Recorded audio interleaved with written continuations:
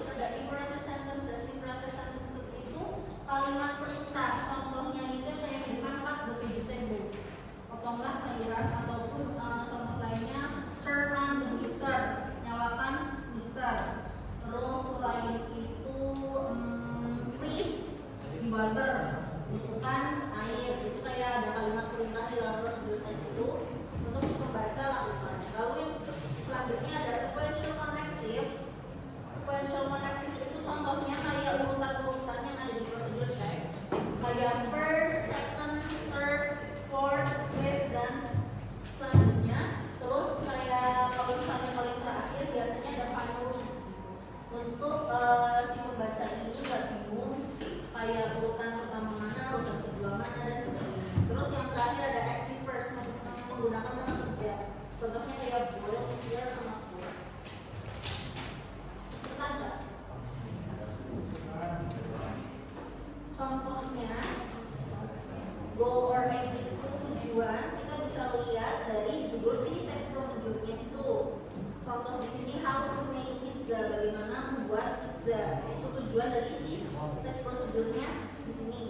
Terus ada materials, bahan-bahan apa yang dibutuhkan untuk membuat adonan dari pizza ataupun saus dari si pizza. Bisa dulu ya. Terus selanjutnya ada steps, langkah-langkah cara membuat pizzanya seperti apa, menggunakan suhu berapa, menggunakan airnya berapa mili, ataupun urutan-urutan untuk membuat adonan dan sausnya tersebut. Begitu. Apakah bingung?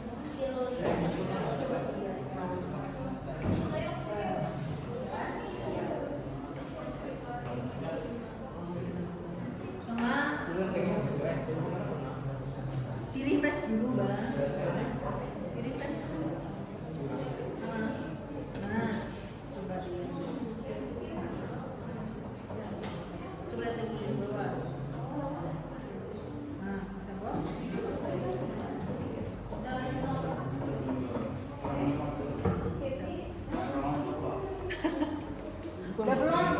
Bisa nggak? Coba.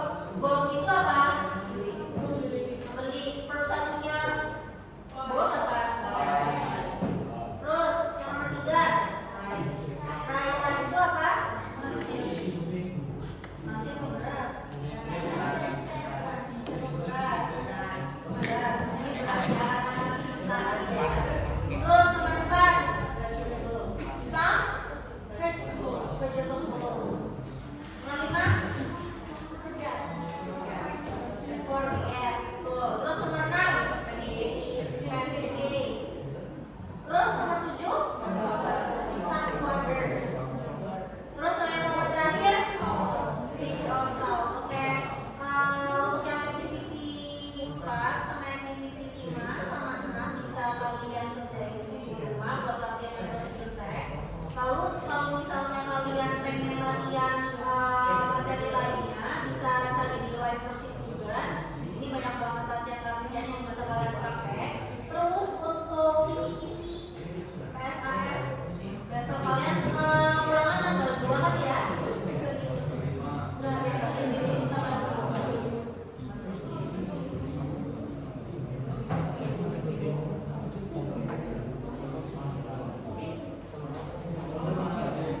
Kisi-kisinya itu materi yang dari awal makanan ke kalian. Untuk yang konsistensi tinggal kalian pahamin aja tata cara struktur tesisnya seperti apa. Lalu untuk yang teks kalian harus teliti baca teksnya. Masalahnya jawabannya itu semuanya bergantung sama teks. Jadi kalian harus teliti baca teksnya sama soalnya, jangan terkecoh. Banyak jebakan dalam soal itu. Soalnya itu ada 50, pilih ganda semua. Ada yang mau ditanyain soal-soal ini? PSAS? Sudah.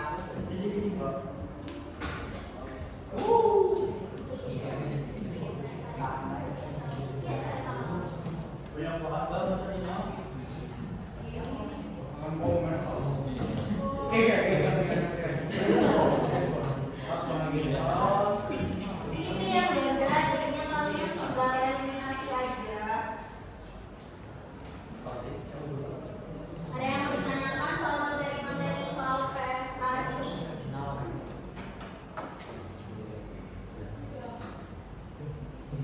Oke, karena sudah tidak ada pertanyaan dan waktunya sudah mau habis, mungkin segitu aja untuk hari ini. Oh ya, kita review sedikit soal yang prosedur teks tadi.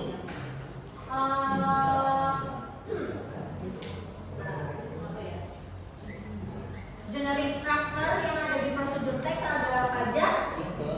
Ada 3, betul. Terus pertama apa? Goal or aim. Goal or aim artinya tujuan. Tujuan ini biasanya ada di judul si prosedur teks. Nah, terus yang kedua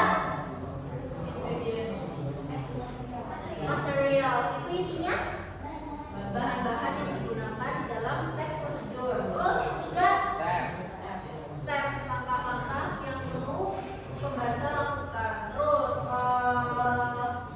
language features atau pembahasaan yang digunakan dalam teks prosedur ada 4. Tadi apa aja?